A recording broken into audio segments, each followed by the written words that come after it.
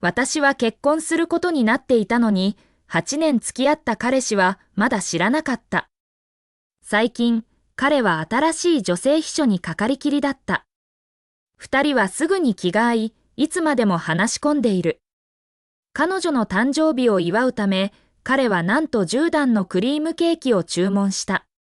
パーティーでは、二人はクリームをあちこちに塗りたくり、私が重度のアレルギーを持っていることを忘れていた。病院に緊急搬送され、目を覚ますと、家族が提案していた見合い結婚を受け入れた。母は無駄にしなかった。病院から帰り、部屋に入ろうとキーカードをかざそうとしたその時、母から何十もの結婚式のプランが送られてきた。選択肢をスクロールしていると、彼女の最後のメッセージで手が止まった。やっぱりあなたとルーカスは続かないと思っていたわ。彼が本当にあなたと結婚したいなら、どうして8年も引き延ばすの？今、それに気づいても遅くない。あなたのために結婚式のプランはもう準備してあるから。結婚式は3日後よ。荷造りはゆっくりでいいから。急がなくていいの。そうか、周りの人にはすべてが明らかだったんだ。なのに、私はルーカスの空っぽの約束に縛られ、手放せずにいた。ため息をつき、母にボイスメッセージを送った。お母さん、良いと思うのを選んで。全部好きよ。結婚式はシンプルにお願い。気づかないうちに、ルーカスが私の背後に近づいていた。結婚式という言葉を聞くと、彼は驚いて口走った。結婚式？何の結婚式だ？彼が私の画面を覗こうとした瞬間、私は素早くスマホをしまった。彼は手を伸ばして取り上げようとしたが、その次の瞬間、彼のスマホが鳴り出した。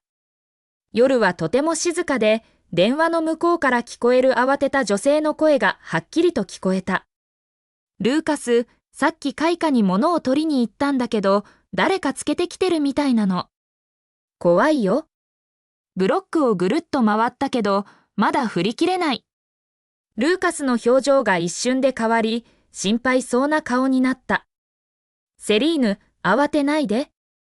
明るいところに行って、警備室には誰か当直がいるはずだ。そこにいて、すぐに向かうから。彼は電話を切り、結婚式のことをすっかり忘れていた。ためらうことなく、私をその場に立たせたまま、夜の中に駆け出していった。私は表情を完璧に平静に保った。彼が去った後、別れの挨拶をするため叔母に電話をかけた。両親は10年前、仕事のため町を出て行き、それ以来、私は叔母と暮らしていた。ルーカスは隣人で、そうして出会った。その後、叔母が結婚し、夫と一緒に住むために別荘を売ったとき、私は彼女の新生活に干渉したくなく、一時的にルーカスの家に滞在することにした。あの一時的な滞在が8年も続くとは思わなかった。ミーナ叔母が私が結婚のために去ると聞いて驚いた。結婚？ルーカスと？まあ、それはよかったわね。8年も経ったんだから、そろそろ落ち着く頃よね。私は唇を噛み、彼女の思い違いを正した。いいえ、見合い結婚なの。相手のことは知らない。彼女は少し沈黙し、それからゆっくりと尋ねた。よく考えたの？ルーカスは本当にあなたのことを大切に思ってると思うけど、なぜプロポーズしないのかわからないわね。彼に話をしてみようか？私はささやかに何も感じていないように笑った。いいえ、結構よ。別に本当の恋愛関係でもなかったし。正式に付き合ったこともないから。ただ、8年間曖昧なまま曖昧な関係を続けてきただけ。今、終わらせなかったら私の青春全部が無駄になっちゃう。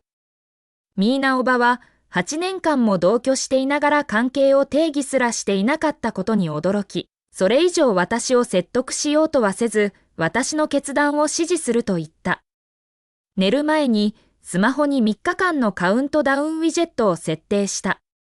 翌日、母に過去10年間の世話への感謝と別れの挨拶として、おばに地元の贈り物を送るよう頼んだ。その夜、ついにトラック1杯の荷物が届いた。私は運転手におばの家への道順を教えたが、開花でルーカスに遭遇するとは思わなかった。セリーヌの華奢な体が彼のすぐ後ろについていて、二人はそれぞれスーパーで買った日用品の袋を抱えていた。まるで一緒に住み始めたばかりの若いカップルのようだった。ちょうどその時、ミーナおばが迎えに降りてきて、その光景を目にした。彼女が口を開こうとしたところで、私が遮った。お母さんからの贈り物が届いたわよ。消費期限はちゃんと確認してね。悪くならないようにして。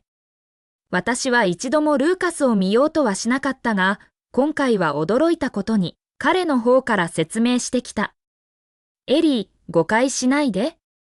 セリーヌの前の地区は安全じゃなかったから、新しい場所を探してあげたんだ。君のおばさんもここに住んでるなんて知らなかったよ。ところで、なんでこんなにたくさん買い物したの？運転手に荷物を運び上げるよう指示しながら、私は何気なく答えた。あなたの仕事のことは私に話さなくていいわ。これは母が買ったものよ。いつ戻ってくるかわからないから、たくさん買ってきたの。誤解していないとわかると、ルーカスはほっとした様子だった。問題ないよ。北郊外は遠くないし。いつでも来たいときは連絡してくれればいいから。彼はまだ私が完全に引っ越すことを知らず、私は彼に伝えるつもりもなかった。ミーナおばが口を開こうとしたが、ルーカスがセリーヌを気遣う様子を見て、彼女の表情は曇った。4人が気まずそうに立っていると、セリーヌが疲れた様子で、ついに沈黙を破った。ルーカスはすぐに運転手に配送を一旦止めるよう伝え、自分たちの荷物は少ないから先にエレベーターを使わせてほしいと言った。彼が抱えている日用品の袋を見て、私は道を開けて彼らを行かせた。ルーカスは一瞬驚いたような顔をしたが、急いでエレベーターに乗り込んだ。ドアが閉まる瞬間、私はセリーヌの中に、かつての自分の姿をわずかに垣間見た。おばが最初に引っ越した頃、ルーカスは同じように気を使い、用事を引き受け、私の世話を焼き、私の荷物をすべて笑顔で彼の家に運び込み、将来の奥さんを迎えていると言っていたのだった。エレベーターを見つめながら、ミーナおばは少し残念そうにため息をついた。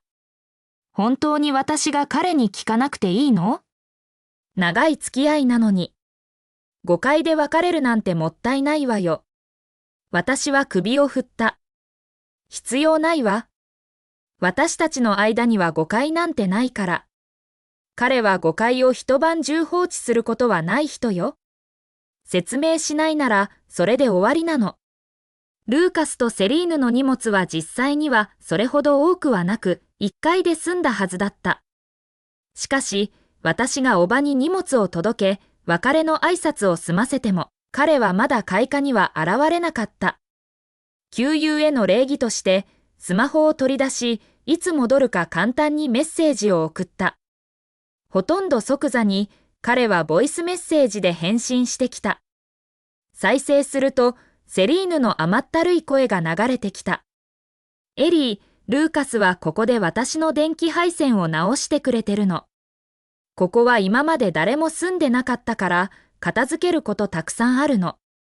先に帰ってていいよ。私たちのせいで邪魔しちゃダメ。アプリを閉じてタクシーを呼ぼうとした瞬間、彼女は別のメッセージを送ってきた。そうだ、エリー、変に考えないでね。ルーカスはただ手伝ってくれてるだけ。この大きな町で一人で住んでる私を気の毒に思ってくれただけなの。何年も前に遠くへ引っ越していった自分の両親のことを考えると、言葉を飲み込み、チャットを閉じた。タクシーに乗り、ぼんやりと窓の外を見つめていると、ルーカスから電話がかかってきた。エリー、なんでセリーヌにそんなに冷たくするんだ？彼女は僕の部下だし、僕はただ住む場所を探すのを手伝ってあげてるだけだ。会社はまだ寮を用意してないんだ。手伝うのが普通じゃないか？いつから君、こんな風になったんだ、誕生日パーティーでは、機嫌を損ねて、気分が悪いから帰りたいって言ってたくせに。僕はまだそのことにも触れてないのに、今度はまた面倒を起こすつもり？電話の向こうから、セリーヌのすすり泣く声が聞こえた。彼女の私に対する態度は、ルーカスが説明する無邪気で純粋な後輩とは全く違っていた。深く息を吸い、ついに彼女の意図を理解したが、自分を守る気力もなくなっていた。そうね、あなたの言う通りよ。私が悪かった。ただ聞いてみただけ。気にしないで。もう家に戻ってるから。あなたを待ったりしてないわよ。私の冷たく無関心な返答に、ルーカスの詰問するような口調は喉元で詰まった。車がアパートの前に着いたちょうどその時、電話を切った。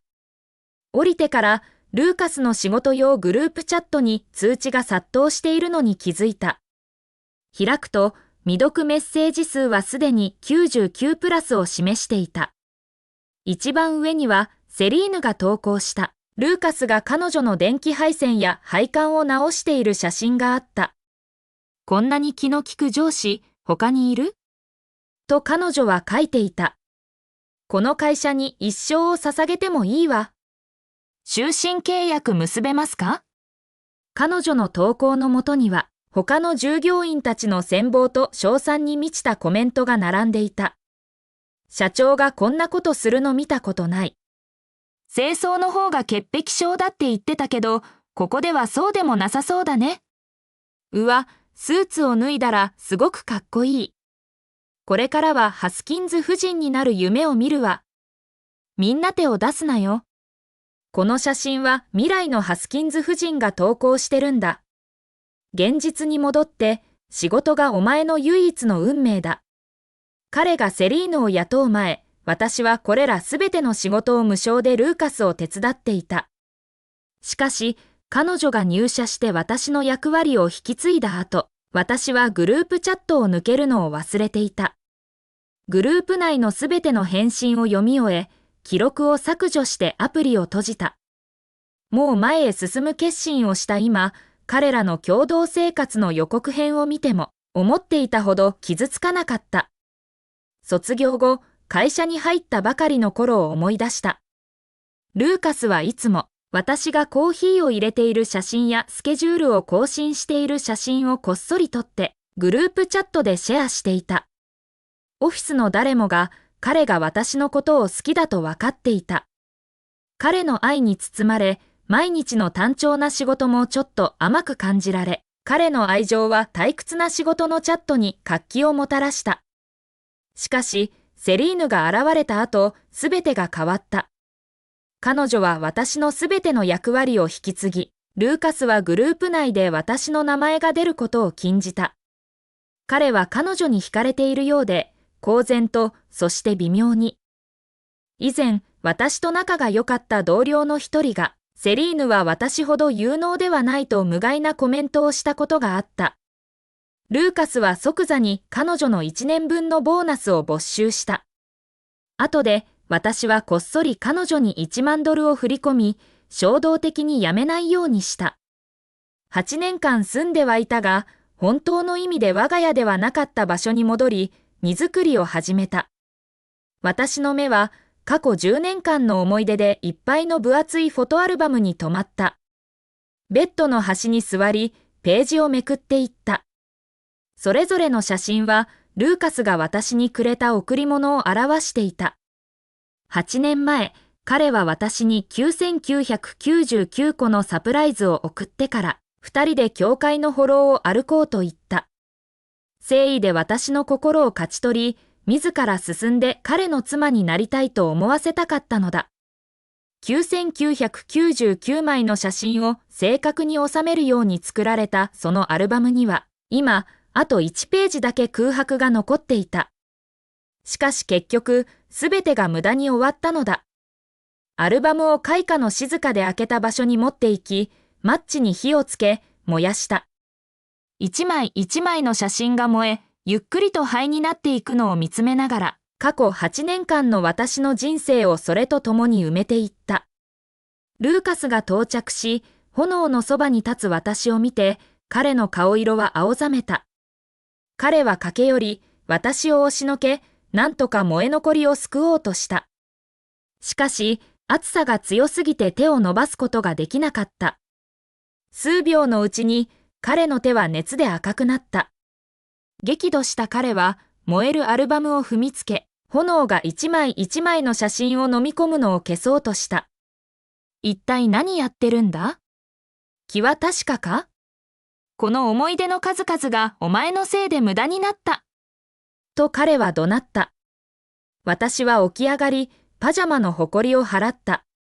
火が私の顔に温かい光を投げかけていたが、私の声は氷のように冷たかった。大丈夫よ。アルバムを開けたら虫が這っていて、ゴキブリかもって思って燃やしたの。私の冷静な態度を見て、ルーカスはようやく自分が過剰反応したかもしれないと気づいた。深く息を吸い、彼は口調を柔らかくした。大丈夫か？ごめん、ちょっと興奮しすぎちゃった。10年間かけて集めた写真なんだ。結婚式で披露するって言ってたのに、なんで燃やしちゃったんだ？虫がいたなら僕が戻るのを待つか、せめてメッセージをくれればよかったのに。僕が何とかしたのにと彼は付け加えた。私は彼を見ようともしなかった。目の前に立つこの男は、かつて永遠に私を守ると約束した少年ではもうなかった。長い間仕事で忙しいんだから、こんな些細なことで邪魔したくなかったの。彼は私の横に立ち、悲しそうに灰を見つめた。この光景は皮肉を通り越していた。彼は別の女のために10年間の関係を壊した張本人なのに、今更まだ気にかけているふりをしている。私は中に戻ろうとしたが、彼は私の無関心をふてくされていると勘違いし、私を彼の腕の中に引き寄せた。病んだように甘ったるいブラックオピウムのコロンの香りが空気に充満し、私は何度もくしゃみをしたが、彼は話そうとせず、後悔の念に押しつぶされているようだった。気分悪いのか？彼は優しい声で尋ねた。ごめんね。最近、君をないがしろにしてたのはわかってる。仕事が一段落したら、あの写真をもう一度撮り直そう。いいだろ？失ったものは取り戻そう。いや、2倍にしよう。もしこれが以前なら、この言葉を聞けば私は心を和らげただろう。しかし、救急搬送され、別の女のために私の重度のアレルギーを忘れたことを思い知った今、もう演じることはできなかった。彼とこれ以上関わりたくはなかった。彼がようやく私を話したとき、私は決意を持って身を引き言った。謝らなくていいわ。もし本当に埋め合わせをしたいなら、ちゃんとした誕生日パーティーを開いてくれない？クリームアレルギーのせいで、私はいつも自分の誕生日会から抜けていた。でも、もうすぐここを離れるから、せめて一度でいい。彼と一緒にいられる誕生日を経験してみたかった。驚いたことに、彼は私の単純なリクエストに動揺しているようだった。彼はうなずいたが、それ以上返事をする前に、彼のスマホが鳴った。画面を見て、彼は急いで説明した。仕事の緊急だ。今夜は待たないでくれ。必ず埋め合わせするから約束する。彼が話し終わる頃には、もう数メートル離れ、ほとんど走っているかのようだった。実は、セリーヌ専用の着信音だと気づいていたが、彼の嘘を追求することはしなかった。翌朝、パーティーの準備をする人々が到着し、その中にはセリーヌ本人もいた。彼女は自分が設営をデザインしたから監督に来たと言った。しかし、一日の終わりに、装飾は彼女自身の誕生日パーティーの簡易版に過ぎないことに気づいた。作業員たちが去った後、彼女は勝ち誇った笑みを浮かべて、のしのしと近づいてきた。さあ、みんな一日中頑張ったわね。どう？気に入った？彼女を見つめながら、私の視線は彼女が身につけているネックレスへと飛んだ。それは私がなくした一品だった。私は目を細め、冷たく言い放った。中古のセットアップに中古の人間。お似合いだわ。私の言葉を聞いて、セリーヌは傷ついたようで、何も言わずに横を見て、クリスタルの置物を拾い上げ、床に叩きつけた。破片が彼女の足を切り、彼女は哀れっぽく泣き出した。私が反応するより前に、ルーカスが怒り狂って走り寄り、私の顔を平手打ちした。もういい加減にしろ。セリーヌは君のパーティーのために休みを取って手伝ってくれてるんだぞ。これがそのお礼か。と彼はうなり声を上げた。気に入らないなら自分でやれ。説明を待つ間もなく、彼はセリーヌを腕に抱き上げ、外へと走り去った。私は今や活気のない部屋に一人取り残され、周囲の沈黙が重くのしかかった。翌朝、パーティーに誰も現れなかった。まあ、驚くことでもなかった。ルーカスはこの10年間、私の唯一の友達だったから。ケーキが届くと箱を開け、小さな一切れを切り取り、一本のキャンドルを立てた。目を閉じ、簡単な願いをかけた。二度と会いませんように。アレルギーのせいでケーキを食べることさえできなかった。スマホが鳴り、私のカウントダウンの終わりを告げると、スーツケースをつかみ、振り返ることなく歩き出した。空港へ向かう途中、ルーカスに最後のメッセージを送った。ここで終わりにしよう。連絡を取り合う必要はない。別れの言葉さえなく。ただ、10年間の私の人生に簡単な終止符を打った。搭乗前にスマホの電源を切ると、彼はもう狂ったように私に電話をかけてきていた。